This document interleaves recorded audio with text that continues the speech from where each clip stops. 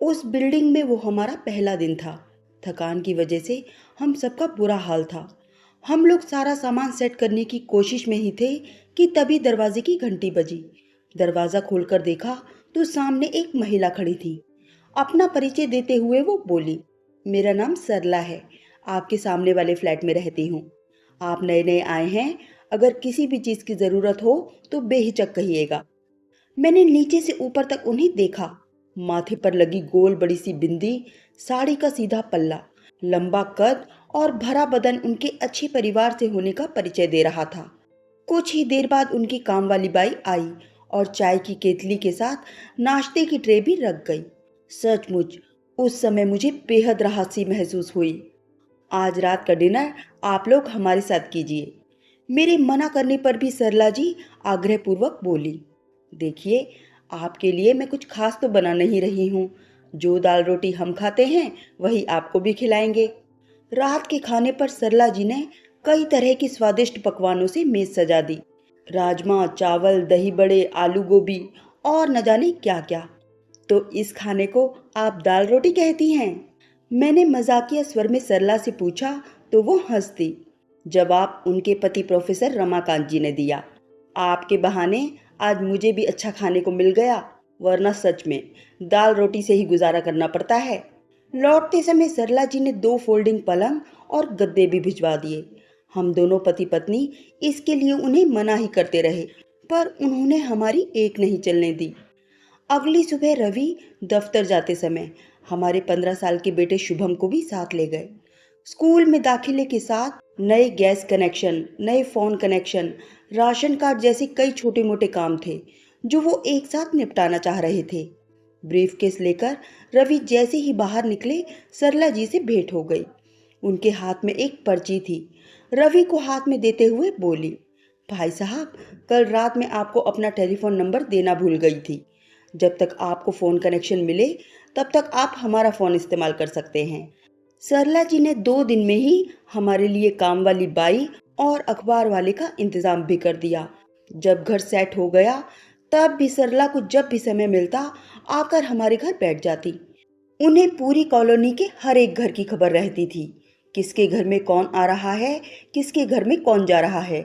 उस समय मैं सामान का बॉक्स खोल रही थी कि अचानक मेरी उंगली में पेचकस लगने से मेरे मुंह से चीख निकल गई। तो सरला जी मेरे पास सरक आई। उंगली से खून निकलता देखकर वो अपने घर से कुछ दवाइयाँ और पट्टी ले आई और मेरी चोट पर बांधते हुए बोली, जो काम आदमियों का है वो तुम क्यों करती हो? ये शुभम क्या करता रहता है पूरा दिन? सरला जी की तेज आवाज सुनकर शुभम कांप उठा। बेचारा वैसे ही मेरी चोट को देखकर घबरा रहा था। जब तक मैं कुछ कहती, उन्होंने लगभग डांटते हुए शुभम को समझाया, माँ का हाथ बटाया करो। ये कहाँ की अक्लमंदी है कि बच्चे आराम फरमाते रहें और माँ काम करती रहे।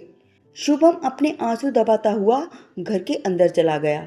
मैं अपने बेटे की उदासी कैसे सहती, इसीलिए बोली, सरला जी, शुभम मेरी बहुत मदद करता है, पर आजकल इंटरव्यू की तैयारी में बिजी है। इंटरव्यू? कैसा इंटरव्यू? दरअसल इसे दूसरे स्कूलों में तो दाखिला मिल रहा है, लेकिन हम चाहते हैं कि इसे माउंट मैरी स्कूल में ही दाखिला मिले। क्यों? माउंट मैरी स्कूल में कोई खास बात है क्या? सरला ने भौहें उचकाकर पूछा तो मुझे अच्छा नहीं लगा। अपने घर में किसी पड़ोसी का इतना ज्यादा दखल उस समय मुझे बुरी तरह से खल गया। बात को स्पष्ट करने के लिए मैंने कहा, ये स्कूल इस समय नंबर 1 पर है। यहाँ आईआईटी और मेडिकल की कोचिंग भी स्टूडेंट्स को दी जाती है।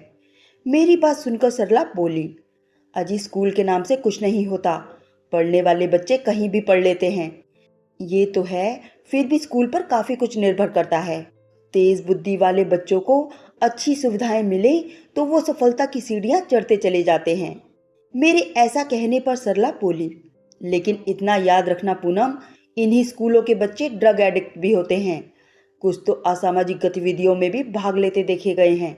इतना कहते कहते सरला हाँफने लगी। खैर, जैसे तैसे मैंने उन्हें विदा किया। सरला की ज़रूरत से ज़्यादा आवाजाही और मेरे घरेलू मामले में दखल अंदाजी अब मुझे बहुत बुरी तरह से खलने लगी थी। कई बार सुना था कि पड़ोसी ने दूसरे के घर में घुसकर पहले तो दोस्ती करती हैं, बातें कुरेद कुरेद कर पूछती हैं, फिर उन्हें झगड़े में तब्दील करते देर नहीं लगती। एक दिन मैं और पड़ोसिन ममता एक साथ कमरे में बैठे थे। तभी सरला आ गई और बोली, ये तुम्हारा पंखा बहुत आवाज करता है, कैसी सो पाती हो? ये कहकर वो अपने घर गईं और अपना टेबल फैन उठाकर ले आईं और बोली, कल ही मिस्त्री को बुलवाकर अपना पंखा ठीक करवा लेना, तब तक इस टेबल फैन से काम चला लो। पड़ोसिन ममता के सामने उनकी ये बेवजह की घुसपैठ मुझे बिल्कुल अच्छी नहीं लगी। रवि दफ्तर के कामों में बेहद बिजी रहते थे, इसीलिए इन छोटे छोटे कामों के लिए समय नहीं निकाल पा रहे थे। शुभम भी माउंट मैरी स्कूल में एडमिशन के इंटरव्यू को लेकर कुछ परेशानियों का सामना कर रहा था। मिस्त्री कहाँ से बुलाता, मैं भी इस ओर ज्यादा ध्यान नहीं दे पाई थी। मैंने सरला जी को धन्यवाद दिया और एक प्याली चाय बनाकर ले आई। चाय की चुस्कियों के बीच उन्होंने टटोलती सी नजर चारों ओर फेंक कर पूछा, शुभम कहाँ है? स्कूल में ही रुक गया है, स्कूल की लाइब्रेरी में बैठकर पढ़ेगा, आ जाएगा 4 बजे तक। ये सुनकर सरला के चेहरे पर चिंता की आड़ी तिरछी रेखाएं उभर आईं। कभी घड़ी की तरफ देखती तो कभी मेरी तरफ। लगभग 4:15 बजे शुभम लौटा और किताबें अपने कमरे में रखकर बाथरूम में घुस गया। मैंने तब तक दूध गर्म करके मेज पर रख दिया था। नए कपड़ों में शुभम को देखकर सरला जी ने मुझसे प्रश्न किया, शुभम कहीं जा रहा है क्या? हाँ, इसके एक दोस्त का आज जन्मदिन है, उसी की पार्टी में जा रहा है। शुभम घर से बाहर निकला तो वो बुरा सा मुंह बनाकर बोली, पूनम, जमाना आजकल बड़ा खराब है। लड़का कहाँ जाता है, क्या करता है, इसकी संगत कैसी है, इन बातों का ध्यान रखा करो।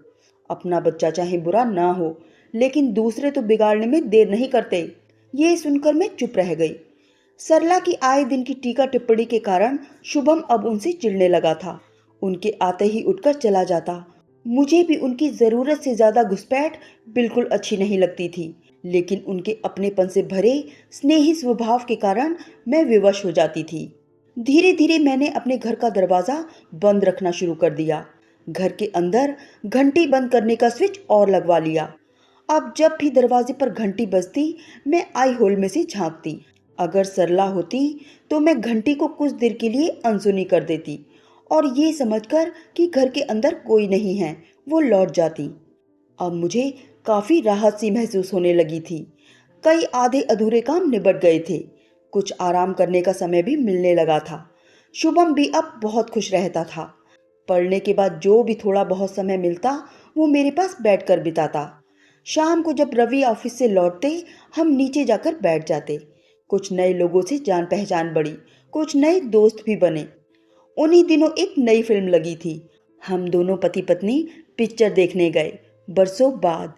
अचानक रवि के मोबाइल की घंटी बजी। सरला जी थी।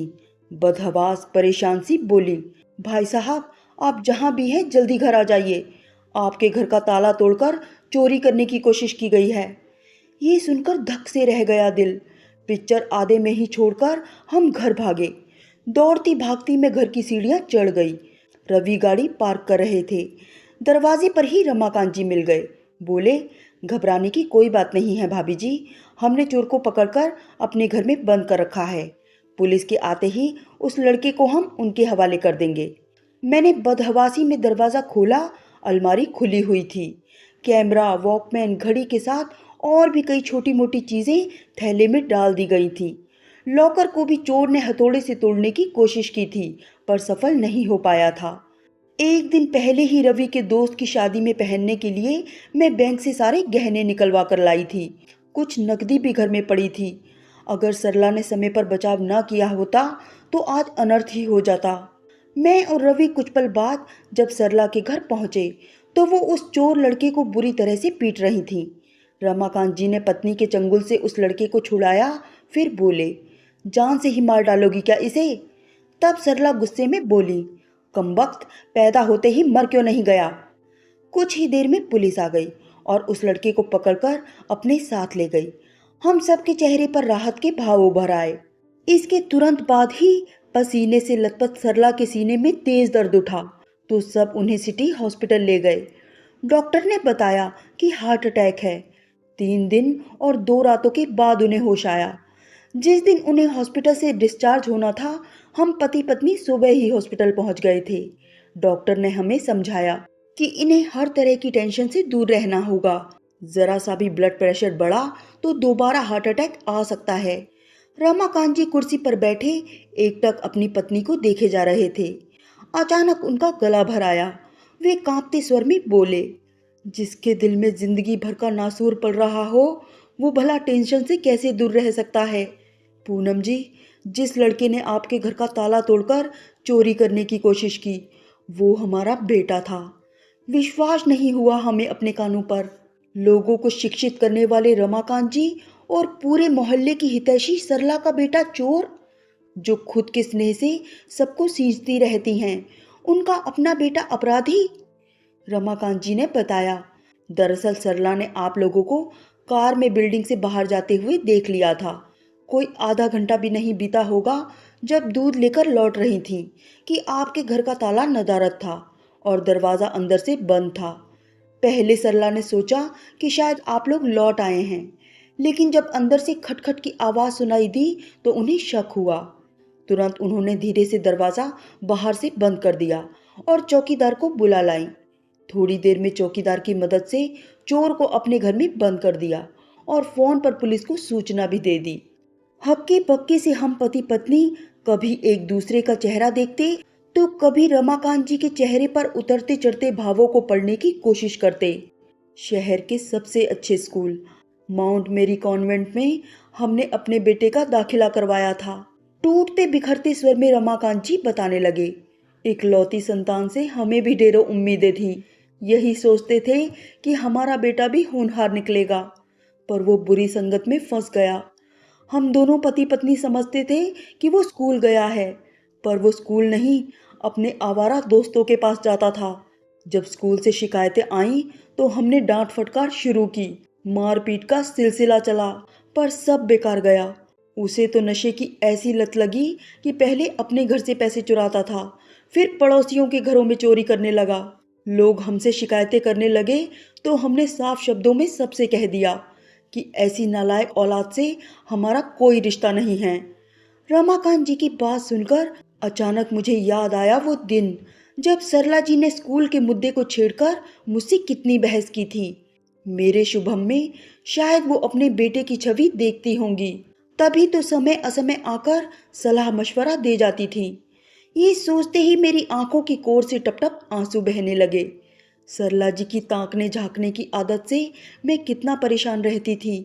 यही सोचती थी कि इनका अपने घर में मन नहीं लगता, पर आज असलियत जानकर पता चला कि जब अपना ही खून माँ बाप से रिश्ते को नकारते हुए बगावत का झंडा खड़ा कर बीच बाजार में इज्जत नीलाम कर दे तो उन बेचारे बेबस माँ बाप को कैसा महसूस होता होगा। सच, व्यक्तित्व तो दर्पण की तरह होता है, जहाँ तक नज़र देख पाती है उतनी ही सच्चाई हम पहचानते हैं। शीशे के पीछे पारे की पालिश तक कौन देख सकता है। काश सरला जी की प्रतिछवि को पार कर उनके टूटे दिल के कांच की चमक के पीछे की चुभन को मैंने पहचाना होता। ऐसा कांच जो खुद टूटने के बावजूद भी अपनी चमक से दूसरों के जीवन में रोशनी बिखेर रहा था। पर अब भी देर नहीं हुई थी। अब वो मेरे लिए सिर्फ पड़ोसन ही नहीं, मेरी आदरणीय बहन भी बन गई थी।